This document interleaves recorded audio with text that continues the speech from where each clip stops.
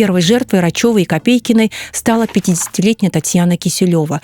Женя Копейкина когда-то была дружна с ее дочкой, той самой Киселевой-младшей, которая потом попала в секс-рабство в УАЭ.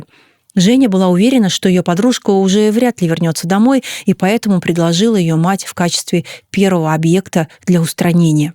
Забрать документы на квартиру у подвыпившей Киселевой оказалось легко.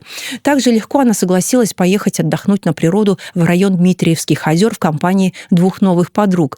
Там же она и нашла свою смерть. Еще одну жертву, пенсионерку Анощенко, обманом увезли на дачу к Рачевой. Надо сказать, что у мошенницы и убийцы была довольно большая криминальная семья. Отсидевший 2 раза муж, Юрий Неизвестный, а также 2 сына, Владимир Недикер и Эдуард Бондаренко. Они, к слову, также в свое время привлекались к уголовной ответственности. Несчастную Анощенко закрыли в подвале, а когда она подписала все документы, ликвидировали. Завели в баню и задушили с помощью полотенца. Тело закопали там же, на даче. Квартиру продали за $7,5 тысяч.